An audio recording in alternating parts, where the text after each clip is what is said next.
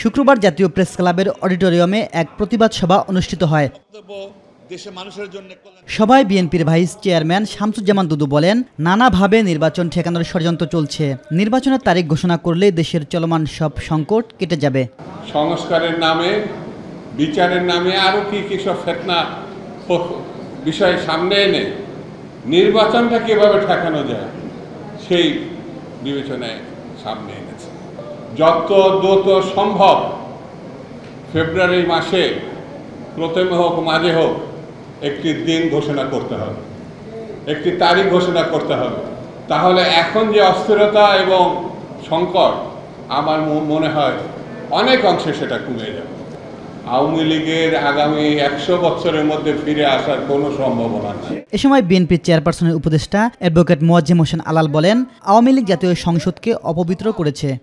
এই সরকার তো আওয়ামী লীগকে সাময়িকভাবে নিষিদ্ধ ঘোষণা করেছেন, সাময়িক।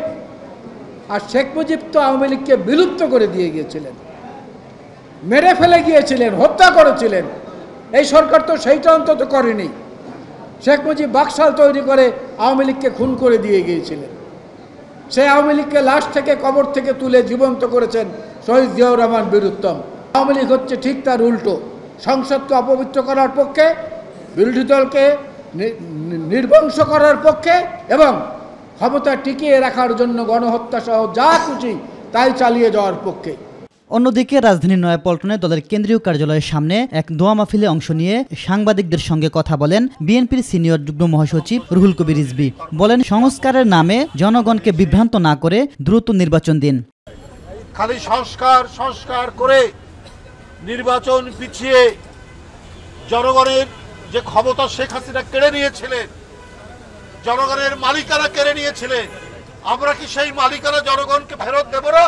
তারেক রহমানের দাবি বৃহত্তর দাবি, যে দাবি হচ্ছে গণতন্ত্রের মালিকানা জনগণকে ফিরিয়ে দাও, আর সেই মালিকানার পদ্ধতি হচ্ছে গণতন্ত্র। ইলিয়াস মাতবর, মাই টিভি, ঢাকা।